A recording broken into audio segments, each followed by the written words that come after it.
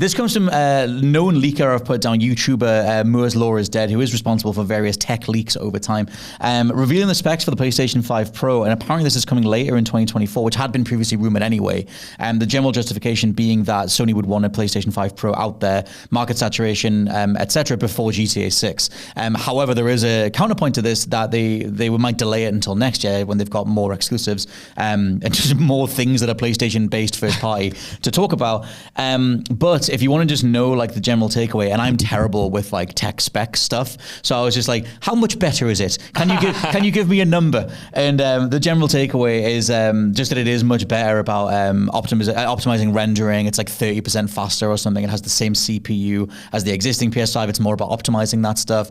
But overall, apparently they want to make a very competitively priced model for the console, and it's going to have a detachable hard drive as well, which is what the new PS5 Slims have. Yeah. So thoughts on this? I had a dream a few days ago, Scott Tilford, yes, where I was having a nightmare actually, because I had bought the PlayStation 5 Pro and then they immediately announced the PlayStation 6 and I was gutted and I regretted my purchase. That's like buying a game and then it's on PS Plus. Yeah, it is. Oh, yeah. Cheers, guys. Almost did that with Midnight Suns the other week, by the way.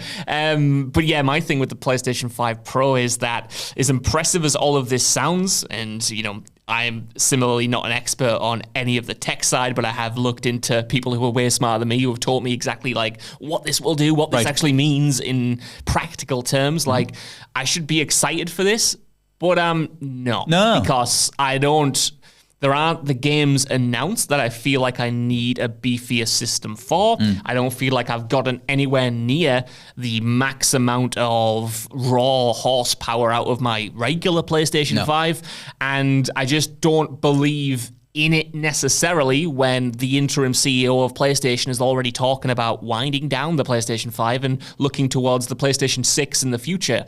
Will I get this and then in 3 years have to upgrade again? I think it's likely. Almost definitely. Almost definitely, right? So my question is, for as strong as those specs may be, what am I getting it for? Am I getting it just to have it? Or am I getting it to play, you know, back in the day I got the PlayStation 4 Pro to play Red Dead Redemption 2, to play The Last of Us Part 2, to play Ghost of Tsushima, to play all of those late period PlayStation games. And of course, PlayStation's going to have a bunch of those up their sleeve, but right now we don't know that. No. And in holiday 2024, if it does launch there, they don't seem to have anything for that window at all. I don't like, the industry's so stupidly on fire at the minute. I feel so sorry for anyone putting stuff together that I don't buy the human reality of having to recode various performance modes into games to take advantage of this hardware, or whatever, games that are actually in motion, which is a whole bigger conversation about what the hell do people even want right now.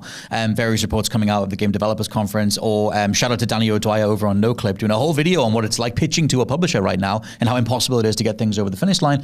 And also what ex-Xbox head Peter Moore has been talking about, how just, you know, game prices are 10 times more now than they were back in the 2000s. It's just so much harder to get games over the finish line.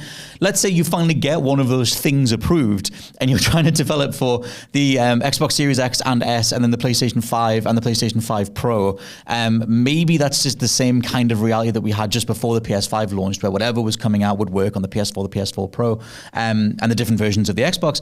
But I'm just curious. I feel like it's so hard to pin down an executable of a vision, where even games like Redfall are falling apart at the seams. Yeah. And then we can't even get the Battlefront collection over the finish line either.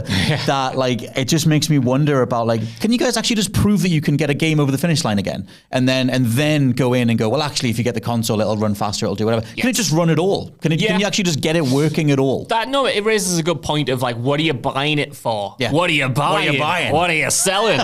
Because your dignity, Karen. In my head, like, if I'm buying a PlayStation 5 Pro, it's to maximize what I'm getting out of PlayStation-specific games, and in that regard, they haven't let me down in terms of optimization. You know, games like God of War Ragnarok, I think, run amazingly. Yeah. I know Spider-Man 2 had a lot of bugs for some people. I guess I was fortunate enough to like not encounter those. Very many. For me, that was a beautiful game. It ran amazingly. So did Miles Morales. So did Ratchet and Clank Rift Apart, Demon's Souls, etc. So if I'm buying it on the basis of Sony's previous history optimizing their games, I would feel confident. But then the issue arises that, well, which of those games is going to benefit the most from this? And by the time, say, Naughty Dog gets their next game out, or Sony Santa Monica gets their next game out, will we already be looking ahead to the PlayStation 6 anyway? Like, I need confirmation that something is going to drop, or at least a few games are going to drop for the PlayStation 5 Pro that maximize that, and don't just leave me thinking, well, I could have waited a year and just got this on PS6. Also, I feel like when they were advertising the PlayStation 5, you had Mark Cerny, like a lead systems architect Mark Cerny, out there talking about, you know, the SSD in the PS5 is going to mean that we can make game levels that don't have to load. We're going to do all these things, all these squeeze throughs, all this level design, all these game mechanics that were addled by previous tech and loading times and etc. And the PS5 is going to solve all of that. It hasn't at all. Like, that's still in the vast majority of games. Like, even Final Fantasy VII Rebirth has incredible load times, but its level design has squeeze-throughs. Tons of AAA still have squeeze-throughs. But my point is, I don't feel like I see an average rising tide of general game design that has done away with the foibles of the past. Like, I still see the limitations in the hardware because I'm still seeing something struggling to run. And that's the whole thing with not having unified specs to aim for when you're developing, because if you're multi-platform, that's a whole thing. But whatever, like, what problem does the PS5 Pro solve when the PS5 can't even get there anyway? I know what you mean, and I do kind of agree. I agree with a lot of your points. You know, I agree that we've not seen games that really take advantage of the PlayStation 5 that, you know, other than load times. That's it. You know, I mean, I love the load times in Spider-Man. I love them in Rift Apart, but I think after the first wave of PlayStation 5 exclusives, Sony, you know, by their own admission, then relied on those cross-gen games, you know, made Horizon a cross-gen game, Gran Turismo a cross-gen game, Ragnarok a cross-gen game, and we're just getting out that period now. But then my thought is, if we're just getting out that period now, why do I need a PlayStation 5 Pro now? Like, until you've proven what you can kind of do with that machine. And yeah, you started to with Spider-Man 2, but like, what's next? What's the first big, like, quadruple A Sony first party exclusive that takes advantage of the hardware in a way that makes me go like, wow, okay, I want to get a PlayStation 5 Pro for this, because there isn't one announced right now, and I'm confident it will come, but will it come quick enough to justify an immediate adoption? No, I mean, that was the thing. They had the same problem when they tried to announce the PlayStation 4 Pro, where it's like, okay, you can't make a game that's PS4 Pro exclusive because the majority of your user base is on PS4, but you also need to make something in the game that justifies the people who did buy the PlayStation 4 Pro. But then, as we found out over time, that can only really be a frame rate option, or maybe a higher resolution with a frame rate. Like, there's a whole breakdown of games that have a bit more to their levels or whatever, or background detail or something like that. You can look up those lists. I remember Abzu from the art director of Journey. That game renders more fish if you play it on PlayStation 4 Pro, and the game will look more gorgeous. There's little things like that, but is that really worth like £500 or whatever it is? That's another great question, because we talked about this a few weeks ago about what do we want even from a Pro system? And I remember you saying something you've actually just echoed in your previous statement, if I'm getting lawyerific, I suppose. Better Call Sauling you. Exhibit B. Exhibit B. You mentioned what problem does it solve? Yeah. I personally don't see these machines in that way. Like, I buy them for those extra bells and whistles. I buy them for the 2 to 3 times the ray tracing power that the Pro apparently has, or, you know, faster, or 35% more GPU power, or whatever it is. And those kind of additions of extra fish, better resolution, to me, that's what I am there for. Right. I think, you know, even Sony acknowledges that the Pro system PlayStation 5 is already a luxury product, but that's the Pro version is a proper luxury product, kind of like how, you know, Apple, you know, sells its Pro Max or whatever. It's like, it's stuff you don't need. It's not really solving a core issue, because in their heads, they'd like to think that there are no core issues anyway. It's just, if you want those games to be a little bit better, which I do, to be fair, you know, I want to max out the graphic settings as much as possible without having to delve into the ecosystem of the PC world. Yes.